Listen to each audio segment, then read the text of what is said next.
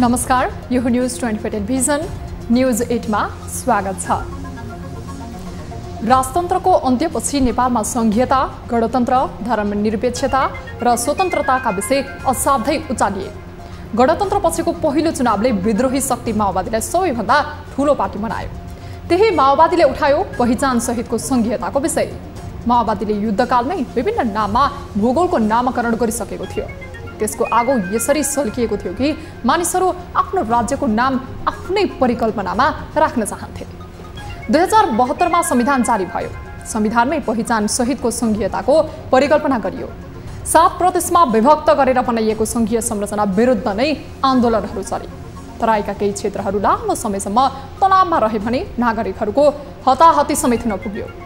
यही जगमा संघीयतामा पहिचानको विषय थप घडेर बसेको हो। प्रदेशको नामकरणमा भने नदीनाला लगायतका पुरातनवादी नामहरू छानियो। सुदूरपश्चिम र मधेस बाहेक प्रदेशका नामहरू नदीको नाममा रहन पुगे। यही बिन्दुबाट पहिचानवादीहरूको भावना र आस्थामाथि चोट पुगेको छ।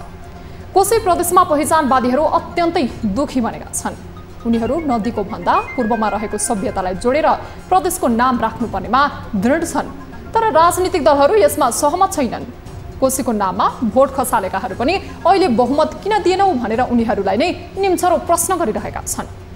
जिम्मेवारीबाट भागेको तथ्यलाई कनैकोथी स्वीकार गरेकाहरूले जनआक्रोशबाट जोगिन जुन प्रयास गरेका छन् त्यस्तै उनीहरूमाथि प्रश्न तेर्सिएको छ। कोशीको नाममा असहमति र दलीय स्वार्थ बाजिँदा त्यहाँ ठूलो हिंसा भड्किने खतरा छ। पहिचानवादीहरू लड्ने तर कोशी नाम अस्वीकार गर्ने पक्षमा छन्। यस्तो अवस्था किन र कसरी आयो? पहिचान गर्दै समाधानको बाटो नखोजे देशले अर्को सङ्कट नबेहोर्ला भन्न सकिँदैन। सरकार र सरकारवालाहरूको ध्यान जाओस्।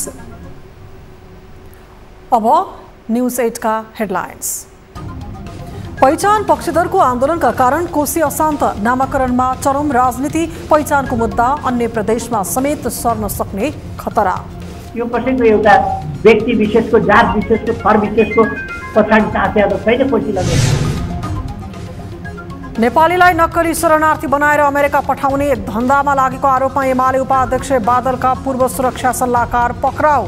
एमाले सचिव टोप बहादुर र बादलका छोरामाथि अनुसन्धान जारी। 50 लाखसम्म पैसा उठाएको कुरा बाहिर आएको छ। दार्चुलाको ब्यास गाउँपालिका स्थित भूमिनमा हिम पहिरो, 5 जना पुरिए, 12 जनाको सकुशल उद्धार।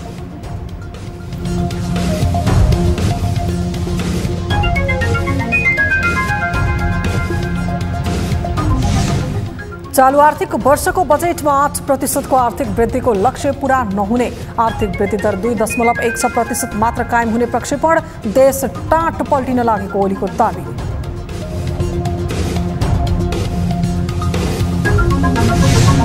र एसीसी प्रिमियर कप क्रिकेटमा नेपाललाई 21 वर्षपछि सफलता, मंगलबारको जितसँगै एसिया कपमा छनौट, यूएई 7 विकेटले पराजित।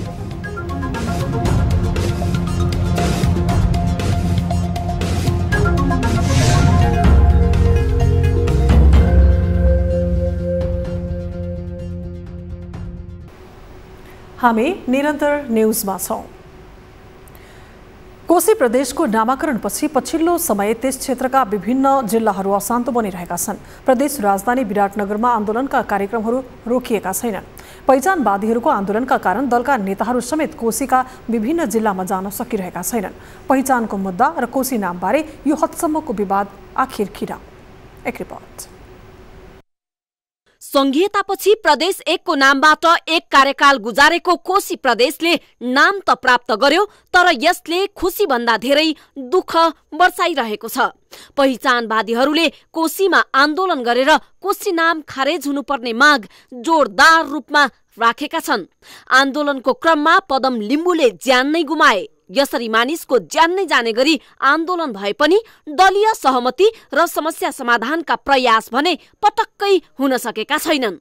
एमाले नेतृत्वको सरकारले प्रदेशबाट कोशी नाम पारित गराए पनि यो भन्दा पहिले मुख्यमन्त्री बनेका शेरधन राई, छोटो समयका लागि भीम आचार्य र नेकपा एकीकृत समाजवादीका राजेन्द्र राई मुख्यमन्त्री बनेको बेला प्रदेशको नामाकरणको विषय उठे पनि यो विषय सफल हुन सकेन। आचार्यले विश्वासको मत नै पाउन नसकेका कारण पनि उनले प्रदेशको नामाकरणमा ठूलो भूमिका खेल्न सक्ने अवस्था भने थिएन। तर शेरधन र राजेन्द्रले नामाकरणमा काम गर्न सक्थे। शेरधन पहिचान सहितको नामाकरणमा देखिने डरका कारण नै एमालेले उनलाई नामाकरण गर्न अनुमति नदिएको बताइन्छ। त्यसबेला तत्कालीन नेकपाका अध्यक्ष द्वय केपी ओली र पुष्पकमल दाहाल प्रचण्डले बागमती प्रदेशको नामाकरणमा हस्तक्षेप गरेको विषय समेत स्मरणीय नै छ। यसरी नै लुम्बिनीको नामाकरण पनि भयो। तर पहिचानवादीहरूको बाहुल्य रहेको कोशीमा भने यस्तो सम्भावना नदेखिएपछि रोकेर राखिएको थियो। संक्रमणकालीन अवस्था जस्तो गरेर बनेको कोशीको सरकार र मुख्यमन्त्री हिक्मत कुमार कार्कीले भने कोशी नामाकरण गराएका छन्। कोशी नामाकरण भएपछि आन्दोलनमा उत्रिएको पहिचानवादीहरूको समूहले भने विभिन्न तालिमदेखि नामाकरणका लागि लड्ने बताउँदै आएको छ। तत्कालीन माओवादीले थालेको जस्तो युद्धको झल्को दिने गरी तालिम नै गर्ने र नामाकरणलाई सच्याउन आन्दोलन गर्ने बताइरहेका पहिचानवादीहरू एकीकृत हुने क्रम पनि जारी छ। तर एमाले अध्यक्ष केपी ओली भने 2/3 बहुमत ल्याएर नाम सच्याउन चुनौती दिँदै कोशी नाम परिवर्तन नहुने बताइरहेका छन्। यो कसैको एउटा व्यक्ति विशेषको, जात विशेषको, थर विशेषको पछाडि टाँसेको छैन। कोशी लगेर कोशी त साझा नाउँमा टाँसेको छ भने यसमा विरोध गरिरहनु पर्ने कुनै आवश्यकता छैन। यदि यो असहमति छ भने ठिकै छ, छलफल चलाऊ, जनता कन्भिन्स गर, पछि चुनाव जित, 2/3 पुर्याऊ। 2/3 पुर्याएर त प्रदेशले फेरि नामाकरण परिवर्तन गर्न सकियो। 2/3 पुर्याएर परिवर्तन गर, केन्द्रले त्यसलाई समर्थन गर्दैन। ओलीले यस्तो दाबी गरे पनि माओवादी केन्द्रले भने नामाकरणमा गलत निर्णय भएको भन्दै माफी मागिसकेको छ। पूर्वको जुन कोशी नामाकरण भयो त्यस विषयमा जुन आन्दोलन उठिरहेको छ त्यो विषयमा हाम्रो पार्टीप्रति अलिक कन्फ्युजन के हो होला भन्ने प्रश्न उठेको पाइयो। त्यसमा हाम्रो पार्टी स्पष्टमा पहिचानकै पक्षमा छ र पहिचानकै पक्षमा हामी अडान राख्नु पर्थ्यो। त्यतिखेर त्यो अलिकति कमजोरी भएको छ। अब प्रदेश कमिटी हामीले पहिचानकै पक्षमा छौँ भन्ने कुरा, रिजर्भेसन राख्ने कुरा भएको छ। कांग्रेसले यो विषयमा खासै प्रतिक्रिया नदिए पनि पहिचान सहित नामाकरणको विषय पेचिलो बन्दै गएको छ। कोशी अशान्त बन्ने क्रम रोकिएको छैन। पहिचानवादीहरू आन्दोलनमा बलिदानीका विषय उठाइरहँदा सरकार र सरोकारवाला निकायहरू कहिलेसम्म मौन रहने प्रश्न गम्भीर छ। दलहरूले नै देखाएको पहिचानको सपना के हो र यसको कार्यान्वयन किन हुन सकेन भन्ने विषयको जवाफ अब दिनै पर्नेछ। न्यूज 24 टेलिभिजनका लागि राजनीतिक ब्युरो। पहिचान मुद्दालाई लिएर कोशी प्रदेश विगत 2 महिनादेखि अशान्त छ। पहिचानका आधारमा प्रदेशको नामाकरण हुनुपर्ने मागसहित सुरु भएको आन्दोलन दिन प्रतिदिन सशक्त बन्दै गइरहेको छ। यसले अन्य प्रदेशको नामका विषयमा प्रभाव पार्ने सम्भावना कतिको छ त? एक रिपोर्ट। पहिचान सहितको संघीयता नेपालको संविधान 2072 को मूल मर्म हो। पहिचानका आधारमा सबल र सक्षम प्रदेशको परिकल्पना संविधानले गरेको छ। तर त्यसको व्यवहारिक पाटो भने निकै फितलो छ। प्रदेशहरूको नामाकरणमै पहिचानको मुद्दा ओझेलमा परेको भन्दै विरोधहरू भइरहेका छन्। यसैको उपज विगत 2 महिनादेखि कोशी प्रदेश अशान्त बनिरहेको छ। पहिचानका आधारमा प्रदेशको नामाकरण गर्नुपर्ने माग सहित सुरु भएको आन्दोलनले हिंसाको रूप लिन थालेको छ।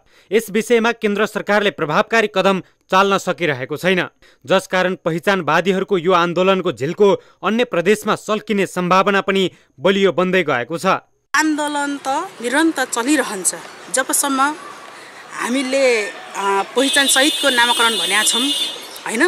पहिचान आधारित नाम हुनुपर्छ भन्ने हाम्रो माग हो। हैन। जबसम्म पहिचानको आधारमा नामाकरण हुँदैन तबसम्म यो आन्दोलन चलिरहन्छ।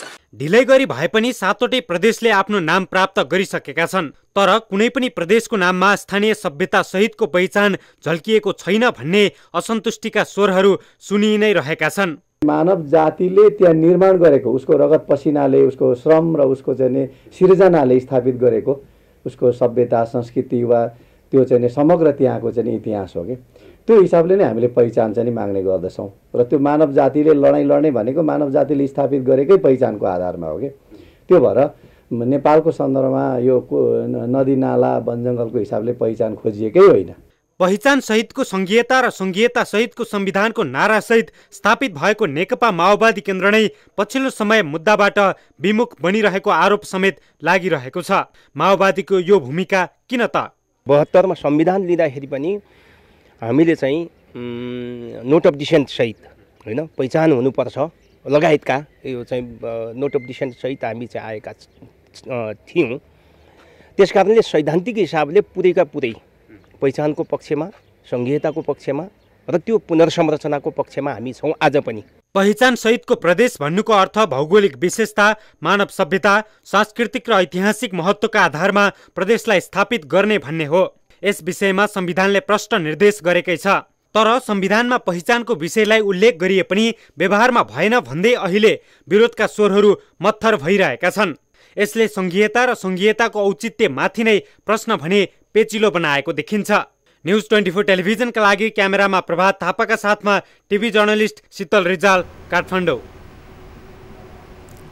नेपाल कम्युनिस्ट पार्टीका महासचिव नेत्रविक्रम चन्द विप्लवले पहिचानको मुद्दा र राजनीतिक बन्दीहरूलाई रिहाई आफ्नो प्राथमिकतामा रहेको बताएका छन्। नागरिक उन्मुक्ति पार्टीका संरक्षक रेशमलाल चौधरीलाई भेट्न मङ्गलबार दिल्ली बजार कारागार पुगेका महासचिव विप्लवले यस्तो धारणा राखेका हुन्। मुलुकमा विभिन्न समयमा भएका राजनीतिक आन्दोलनका क्रममा पक्राउ परी बन्दी जीवन बिताइरहेकाहरूका लागि सरकारले विशेष ध्यान दिनुपर्ने उनको तर्क थियो। टिकापुर घटना राजनीतिक घटनाको एक अंश भएकाले यसलाई राजनीतिक रूपमै लिनुपर्नेमा विप्लवको जोड छ। मङ्गलबार रेशमसँगको भेटमा उनले लालाएको प्रतिवेदन सार्वजनिक गर्न र राजबन्दीको रिहाईका लागि दबाव सृजना गराउने प्रतिबद्धता समेत व्यक्त गरेका छन्। प्रदेश नामाङ्कनका विषयमा समेत पहिचानलाई प्राथमिकता नदिएको भन्दै सरकारले 7 प्रदेशको नामाङ्कनमा पुनः विचार गर्नुपर्ने उनको भनाइ छ। सरकारले मिटर ब्याजीसँग सम्बन्धित समस्यालाई कानुनी रूप दिन अध्यादेश राष्ट्रपति रामचन्द्र पौडेल समक्ष पठाउने निर्णय गरेको छ। मङ्गलबार सिंहदरबार स्थित प्रधानमन्त्री तथा मन्त्री परिषदको कार्यालयमा बसेको मन्त्री परिषदको बैठकले मङ्गलबार नै राष्ट्रपति समक्ष मिटर ब्याजी पीडितको समस्या समाधान गर्न मिटर ब्याजीसँग सम्बन्धित समस्यालाई कानुनी रूप दिन अध्यादेश पठाउने निर्णय गरेको हो। बैठकपछि सञ्चारकर्मीहरूसँग कुरा गर्दै सञ्चार तथा सूचना प्रविधि मन्त्री रेखा शर्माले सरकारले मिटर ब्याजीसँग सम्बन्धित समस्यालाई कानुनी रूप दिन अध्यादेश राष्ट्रपति समक्ष आज नै पठाउने निर्णय भएको बताइन्। ब्याजीसँग सम्बन्धित जुन समस्या छ, दिनदिनैको समस्या, यो समस्यालाई छिटोभन्दा छिटो समाधान गर्नको निम्ति, कानुनी व्यवस्था गर्नको निम्ति आज मन्त्री परिषदको बैठकबाट यसलाई मिटर ब्याजीसँग सम्बन्धित समस्यालाई कानुनी रूप दिनको निम्ति एउटा अध्यादेश राष्ट्रपतिकोमा सिफारिस गर्ने भन्ने निर्णय भएको छ। रेशम चौधरी लगायतका कैदी बन्दीहरू रिहाईको विषय ऐन संशोधन गरेर मात्रै हुने मन्त्री शर्माको भनाइ छ। नेपाल ऐन लगायत केही ऐन संशोधन गर्ने विषयहरूका बारेमा छलफल भएको पनि मन्त्री शर्माले जानकारी दिए।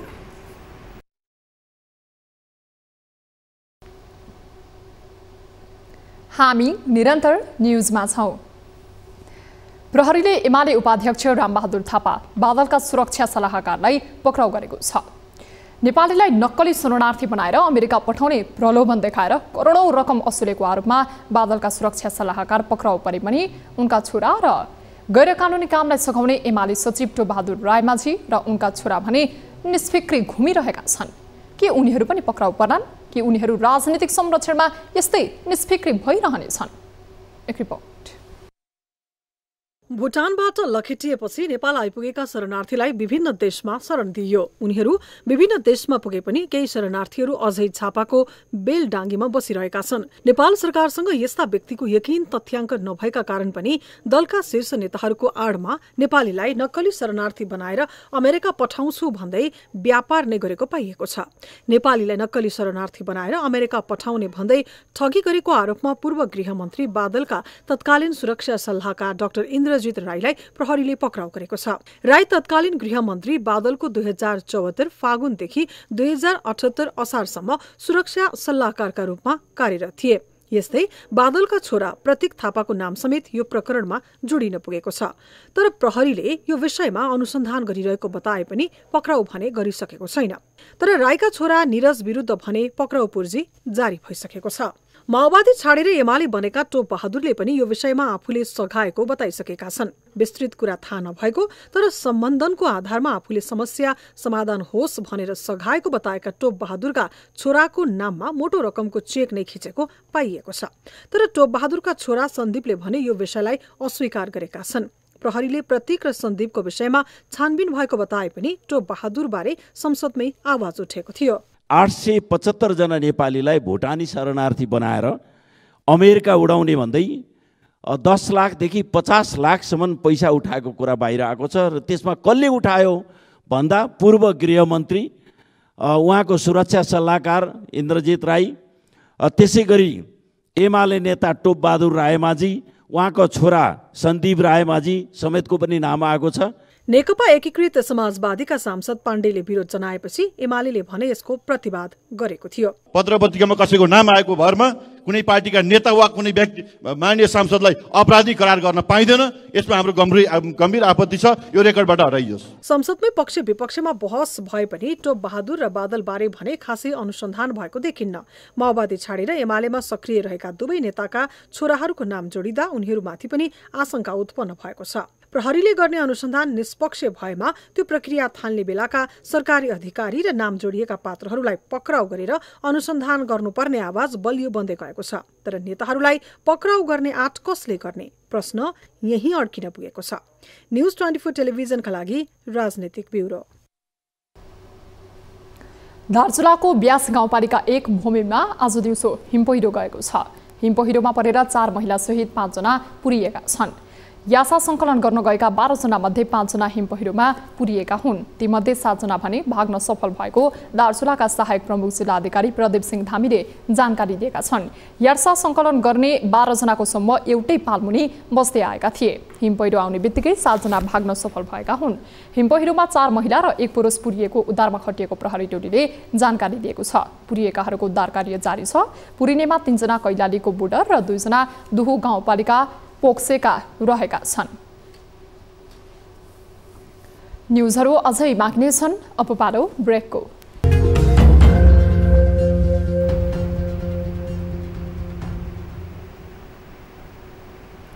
हामी निरन्तर न्युजमा छौं। सामान्यतया बालबालिका तथा शिशुमा अस्थमा अर्थात् दमको समस्या हुँदैन भन्ने बुझाइ छ। तर 5 वर्ष मुनिका तथा 5 वर्ष माथिका बालबालिकामा पनि दमको समस्या हुन सक्छ। तुलनात्मक रूपमा पाको उमेर समूहलाई दमको समस्या बढी देखिने गरे पनि बढ्दो प्रदूषण र जीवनशैलीका कारण बालबालिकामा पनि दमको समस्या बढ्दो छ। एक रिपोर्ट। दम श्वास प्रश्वासमा हुने एक प्रकारको रोग हो। यो वातावरणीय प्रदूषण, धुलो, धुवाँ, चिसो, एलर्जीका कारण जुनसुकै उमेर समूहलाई हुन सक्छ। आजमा प्राय कम उमेरका मानिस तथा कलिला बालबालिकाहरूमा देखिन सक्छ। चिकित्सकका अनुसार दमको समस्या देखिएका मध्ये 10% बालबालिकामा जन्मजात दमको समस्या हुन्छ भने अन्य 90%लाई जीवनशैलीका कारण समस्या देखिन सक्छ। बढ्दो वातावरणीय प्रदूषण तथा जीवनशैलीका कारण पछिल्लो समय बालबालिकामा पनि दमको समस्या देखिन थालेको चिकित्सकहरू बताउँछन्। जेनेटिक फ्याक्टरहरूलाई मोडिफाई गर्ने। कति बुवा आमाको के क्वेसन हुन्छ भन्दा मलाई त दम थिएन, मेरो बालबालिकामा कसरी भयो भन्नुहुन्छ क्या। त्यसको एन्सर के हो भन्दा जेनेटिक लेभलमा हामीसँग त्यो जेनेटिक रिस्क फ्याक्टर थियो र त्यो जेनेटिक फ्याक्टरलाई चाहिँ हाम्रो अहिलेको जुन लाइफस्टाइल छ, धुलो धुवाँ छ, जङ्क फुड धेरै खान्छौँ, चक्लेट धेरै खान्छौँ, मोटाघाटा छौँ हामी अलि, ती सबैले चाहिँ त्यो जेनेटिक फ्याक्टरहरूको चाहिँ एक्सप्रेसन गराइदियो।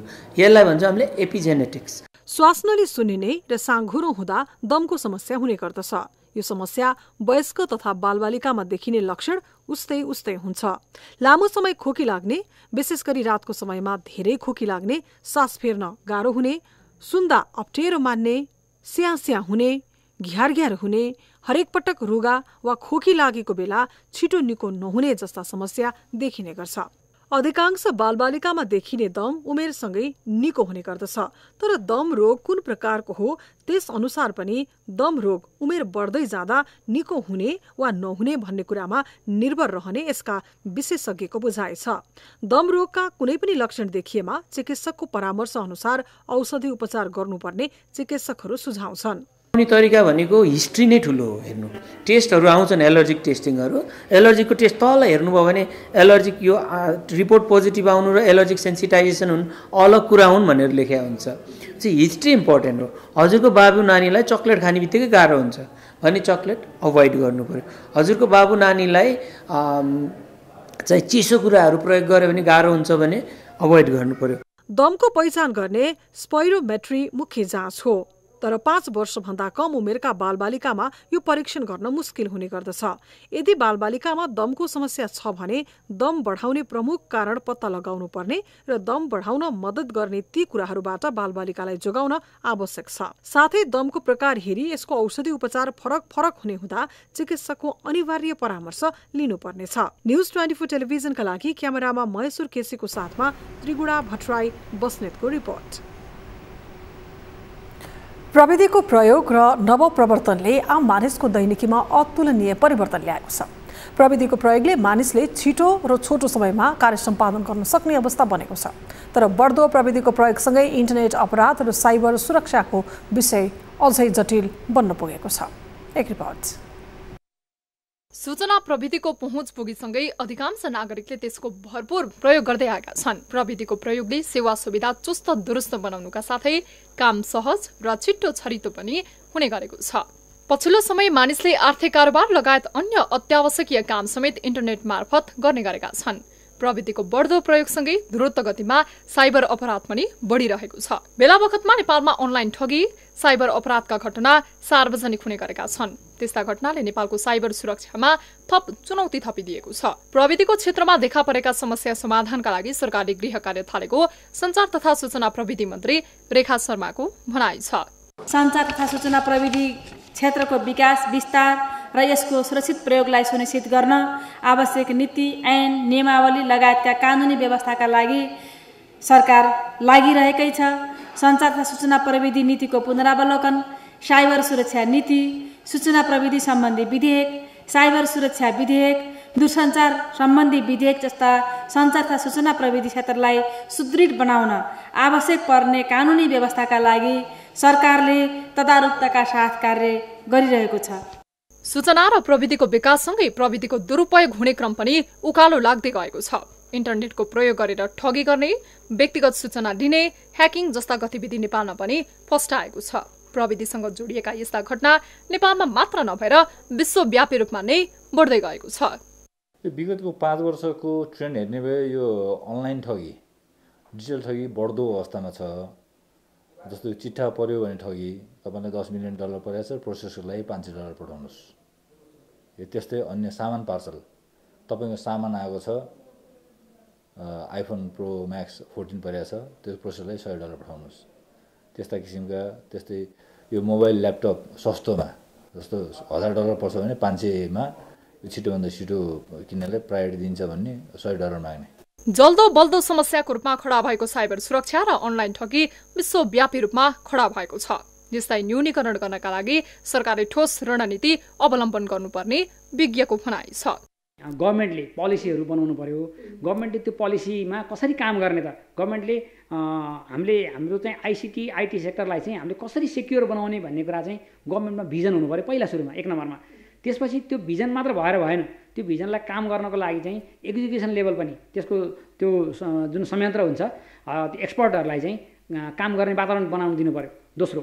तेस्रो भनेको जनमानस, आम जनमानसमा चाहिँ पनि इन्फर्मेसन पुर्याउनु पर्यो। नेपालमा साइबर सुरक्षा कमजोरीका कारण साइबर अपराध धेरै हुने गरेको छ।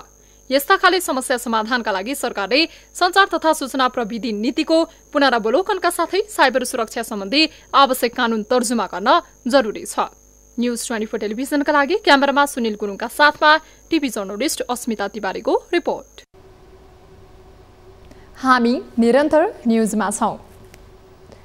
आधुनिक र उन्नत तरिकाले कृषि गर्न यान्त्रिकरण अनिवार्य जस्तै बनिसकेको छ। नेपालमा पनि पछिल्लो समय कृषिमा यान्त्रिकरण बढ्दो क्रममा छ। परम्परागत कृषि पद्धतिमा यन्त्रको प्रयोग बढ्न थालेपछि किसानहरूले कम मेहनतमै धेरै काम गर्न सक्ने स्थिति बन्दै गइरहेको छ। एक रिपोर्ट। पोटाटो प्लान्टर नामक आलु रोप्ने मेसिनबाट 12 कट्ठा खेतमा आलु रोपेका पर्सा फेटा गाउँपालिका 1 त्रिवेणीका किसान पारस ठाकुरले गत साता आलु खन्ने मेसिनले आलु खनेर भित्राए। पोटाटो डिगर नाम गरेको मेसिनले खेतबाट आलु खनेर भित्राउँदा उनले ठूलै राहत महसुस गरे। एकातिर परम्परागत विधि अर्थात् दैनिक ज्यालादारीमा गरिएको खेतीभन्दा 1.5 गुणा बढी आलु उत्पादन भयो। अर्कोतिर आलु खन्दा लाग्ने ज्यामी खर्च पनि 78% जोगियो। हामीले चाहिँ नि आफ्नो हिसाबको जोडमोड गर्दाखेरि यसमा चाहिँ नि ज्यामीहरूको खर्चमध्ये यसमा चाहिँ धेरै बचत छ। ठाकुर र उनी जस्ता 12 वर्ष लगायत तराईका अन्य किसानहरू पनि यान्त्रिकरणतर्फ आकर्षित हुन थालेका छन्। यस क्षेत्रका किसानलाई यस वर्ष आलु रोप्न र खन्न दुवै कामका लागि कृषि औजार अनुसन्धान केन्द्र रानीघाट वीरगन्जले सहयोग गरेको थियो। केन्द्रले 4 वर्ष अघि यो प्रविधि किसानमा ल्याएको हो। केन्द्र परिसरमै परीक्षणपछि यो मेसिन किसानलाई प्रयोगका लागि सिफारिस गरिएको थियो। अहिले हाम्रो 40 हेक्टरमा यसपालि हामी नेपालभरिमा लगाएका छौँ, जसमा हामीलाई प्रधानमन्त्री कृषि आधुनिकीकरण परियोजनाको नेपालमा नै सुपर जोन भन्छौँ काभ्रे, त्यहाँ हामीले यो आलु लगाउने मेसिन एउटा लगाएका छौँ। त्यसै गरी पोखरामा लगाएका छौँ। हाम्रो मेनली 12 मा पर्सामा हामी हाम्रो बाहिरी स्थलमा हामी लगाएका छौँ। र अहिले किसानमा सप्लायरको हिसाबले अहिले 22 स्थान जति यो गइसकेको छ। कृषकलाई खेती गर्न सहज होस् भनेर सरकारले मेसिन तथा अन्य प्राविधिक सहयोगका लागि अनुदानको व्यवस्था समेत गरेको छ। तर यान्त्रिकीकरण चाहे जति प्रभावकारी नभएको कृषि अनुसन्धान परिषदको अनुगमन तथा मूल्याङ्कन महाशाखाको भनाइ छ। सुरुवातको क्रममा मेसिनहरू पहिलो कुरा कतिलाई मेसिन चलाउन आउँदैन, अनि मेसिन लिएर आइसके पहिलो कुरा सरकारबाट मेसिन किन्नै गाह्रो भयो नि त किसानहरूलाई। अब 2 लाख 3 लाख पर्ने मेसिन किन्नै गाह्रो छ। अनुदान चाहिँ सम्बन्धित मेसिनमा नभइकन अन्त गएको छ भन्ने पनि यहाँ आज यो उसमा सुन्न आएको छ। किसानहरूलाई आर्थिक भार नपरोस् भन्नका लागि पनि स्थानीय निकायको व्यवस्थापनमा यान्त्रिक खेतीलाई अगाडि बढाउनु पर्ने फेटा गाउँपालिकाका अध्यक्षको भनाइ छ। किसानलाई त अब लागत भनेको चाहिँ बढी भइरहेछ। अब यो सब गर्ने कृषिमा चाहिँ लगानी नै बढी भइरहेको थियो। तर आज हेरियो यो हिसाबले यदि कृषि हुन्छ भने त राम्रो हुन्छ नि, त एकदम सजिलो हुन्छ। अब सजिलो पनि हेरियो। अब यहाँ हामीले त धेरै कुराहरू आलु उखु जे छ किसानीमा धेरै कुराहरू छ, त्यसलाई लगाउन र त्यसलाई चाहिँ व्यवस्थापन गर्न चाहिँ गाह्रो भएको। मेसिनको प्रयोगले परम्परागत खेतीमा लाग्ने ज्यालादारीमा 60% र ऊर्जामा 78% बचत हुने भएकाले पनि पछिल्लो समय मधेसका कृषक प्रविधितर्फ आकर्षित हुने गरेका छन्। न्युज 24 टेलिभिजनका लागि पर्साबाट टिभी जर्नलिस्ट अनिल तिवारीको रिपोर्ट। अब बिजनेस न्युज।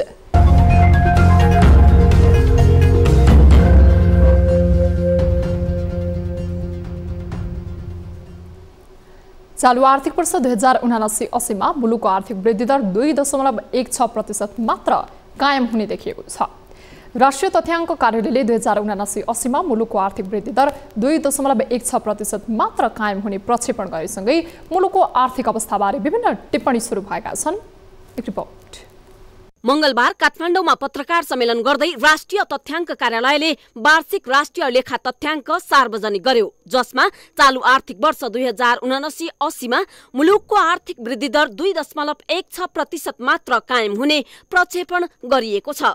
सरकारले चालू आर्थिक वर्षको बजेटमा 8% को आर्थिक वृद्धिको लक्ष्य भए पनि 5.84% ले लक्ष्य पूरा नभई 2.16% मा मात्रै सीमित हुने तथ्याङ्क कार्यालयले अनुमान गरेको हो। गत आर्थिक वर्ष 2078-79 मा 5.26 हुने संशोधित प्रक्षेपण रहेको थियो। उपभोक्ता मूल्यमा 1.86% आर्थिक वृद्धि दर रहने कार्यालयको अनुमान छ। तथ्याङ्क कार्यालयका निर्देशक ईश्वरी प्रसाद भण्डारीका अनुसार चालू आर्थिक वर्ष 2079-80 मा नेपालको आर्थिक वृद्धि दर उपभोक्ता मूल्यमा 1.86% र आधारभूत मूल्यमा 2.16% हुने प्रारम्भिक अनुमान छ। तथ्याङ्कले देखाएको आर्थिक वृद्धिको यो अनुमान एसियाली विकास बैंक र विश्व बैंकले गरेको अनुमान भन्दा पनि कम हो। यस्तै चालू आर्थिक वर्षमा जीडीपी को उपभोक्ता मूल्यमा 1.9% रहने अनुमान छ।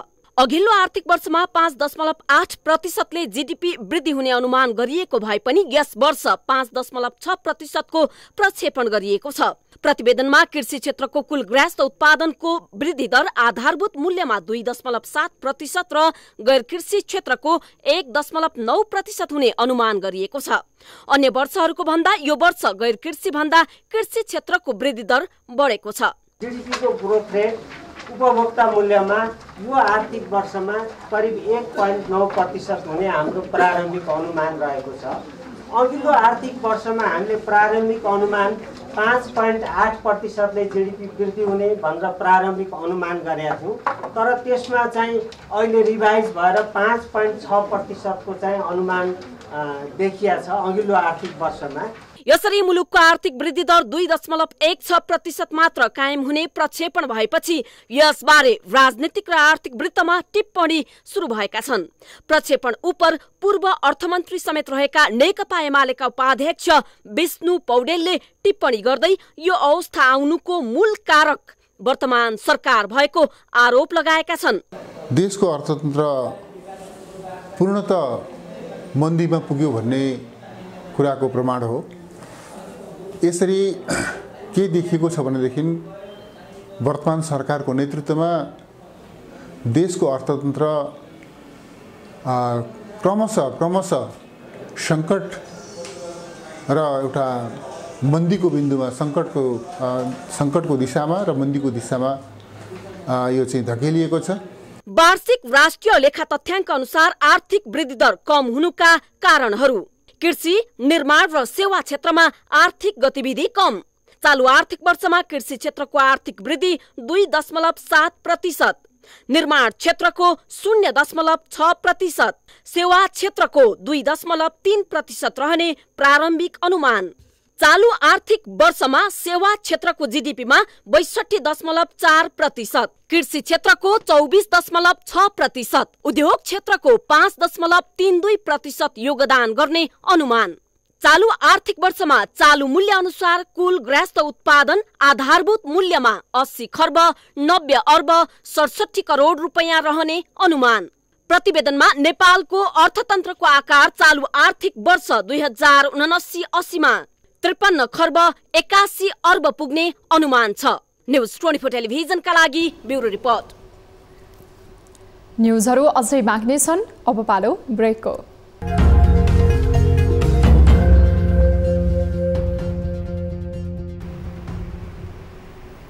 हामी निरन्तर न्युजमा छौं।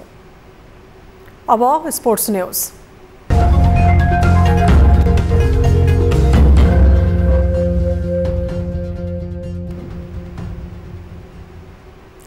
Nepal SSC premier cup cricket champion बनेको छ। एसएससी प्रिमियर कपको फाइनलमा युएईलाई पराजित गर्दै नेपाल एसिया कपमा छनौट भएको हो। नेपालले 21 वर्षपछि यो सफलता हात पारेको छ।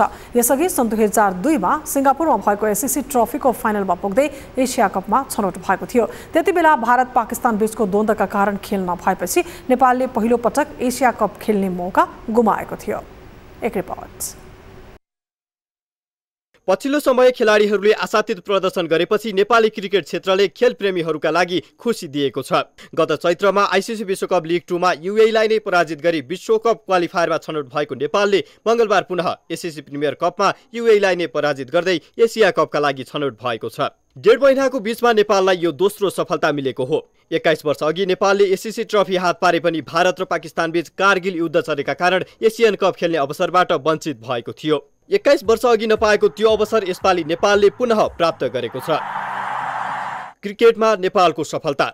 सन् 1996 मा अन्तर्राष्ट्रिय क्रिकेट खेल्न सुरु। सन् 2002 मा एसएससी ट्रफी जित्न सफल भारत पाकिस्तान द्वन्द्वले एसिया कप खेल्ने अवसरबाट वञ्चित। विश्व क्रिकेट लिगमा डिभिजन 2 को मान्यता जोगाउन नसकेपछि सन् 2010 बाट डिभिजन 5 को प्रतिस्पर्धामा, सन् 2012 मा डिभिजन 4, 2013 मा डिभिजन 3 जितेर डिभिजन 2 को च्याम्पियनशिप खेल्ने अवसर प्राप्त। डिभिजन 2 को खेलमा 8औं स्थानभित्र पर्न सफल भएपछि ऐतिहासिक एक दिवसीय क्रिकेटको मान्यता प्राप्त। सन् 2014 मा 20 ओभरको टी20 विश्वकप खेल्ने अवसर प्राप्त। उमेर समूहको एसोसिएट प्रतियोगितामा प्रभावकारी प्रदर्शन। सन् 2018 मा राष्ट्रिय क्रिकेट टोलीले ऐतिहासिक सफलता हात पार्दै 4 वर्षका लागि एक दिवसीय राष्ट्रको मान्यता। सन् 2023 मार्चमा विश्व क्रिकेट लिग 2 मा युएईलाई पराजित गर्दै विश्वकप क्रिकेटको क्वालिफायरमा। दोस्रो पटक एसियन कपमा स्थान बनाउन सफल भएको नेपालले क्रिकेटका बाग मानिने भारत र पाकिस्तानसँग खेल्ने मौका पाउनेछ। एसिया कपको समूह एमा नेपाल सहित भारत र पाकिस्तान हुनेछन् भने समूह बीमा बंगलादेश, श्रीलङ्का र अफगानिस्तान छन्। मंगलबार भएको प्रिमियर कपको फाइनल खेलमा युएईलाई 7 विकेटले पराजित गर्दै नेपालले एसियन कप क्रिकेट खेल्ने अवसर प्राप्त गरेको हो। घरेलु मैदानमा भएको खेलमा युएईले दिएको मात्र 118 रनको झिनो लक्ष्य नेपालले 30 ओभर 2 बल खेल्दा 3 विकेटको क्षतिमा भेट्टाएको हो। एससीसी प्रिमियर कपको उपाधि जितेसँगै नेपालले पहिलो पटक एसियन कप खेल्ने भएको हो। यसपटक पाकिस्तानमा एसियन कप हुँदैछ, तर यसपालि पनि आगामी सेप्टेम्बरमा हुने भनिएको एसियन खेलको अन्योलता भने कायमै छ। यसपटक पनि पाकिस्तानमा आयोजना हुने खेलमा भाग नलिने अडान भारतले लिएको छ। हामी निरन्तर न्युजमा छौं। अब वेदर अपडेट।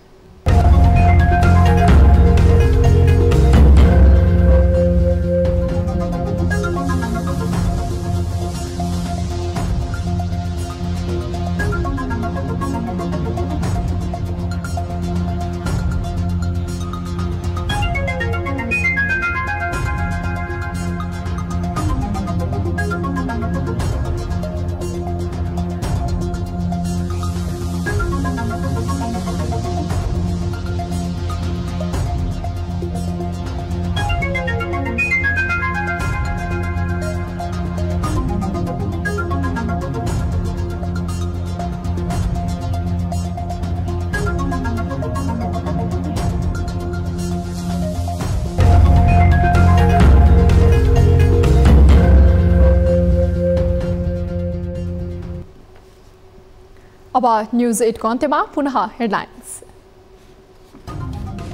पहिचान पक्षधरको आन्दोलनका कारण कोशी अशान्त, नामाकरणमा चरम राजनीति, पहिचानको मुद्दा अन्य प्रदेशमा समेत सर्न सक्ने खतरा। यो कसैको एउटा व्यक्ति विशेषको, जात विशेषको, थर विशेषको पछाडि तातेर छैन पछि लगेको। नेपालीलाई नक्कली शरणार्थी बनाएर अमेरिका पठाउने धन्दामा लागेको आरोपमा एमाले उपाध्यक्ष बादलका पूर्व सुरक्षा सल्लाहकार पक्राउ। एमाले सचिव टो बहादुर र बादलका छोरामाथि समेत अनुसन्धान जारी। भन्दै 10 लाखदेखि 50 लाखसम्म पैसा उठाएको कुरा बाहिर आएको छ। दार्चुलाको ब्यास गाउँपालिका स्थित भूमिमा हिम पहिरो, 5 जना पुरिए, 12 जनाको भने सकुशल उद्धार, थप उद्धार कार्य जारी।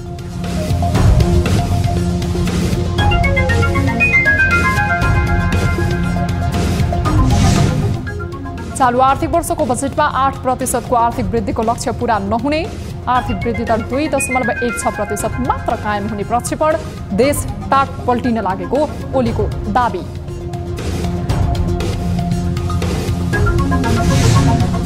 र एससीसी प्रिमियर कप क्रिकेटमा नेपाललाई 21 वर्षपछि सफलता, मंगलबारको जितसँगै एसिया कपमा छनौट, युएई 7 विकेटले पराजित।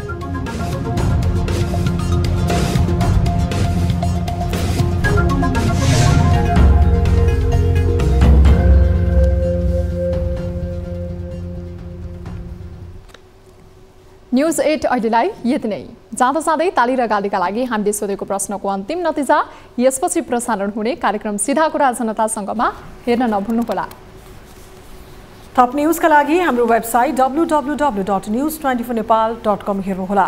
साथै हामीलाई फेसबुक, ट्विटर र युट्युबमा पनि फलो गर्न सक्नुहुनेछ। यस्तै मोबाइल, भाइबर र इमेलबाट 24 हेल्पडेस्कमा कुनै समस्या अनि गुनासो छन् भने सम्पर्क गर्न सक्नुहुनेछ। अहिलेलाई बिदा दिनुहोस्। हामी निरन्तर न्यूजमा छौं। नमस्ते।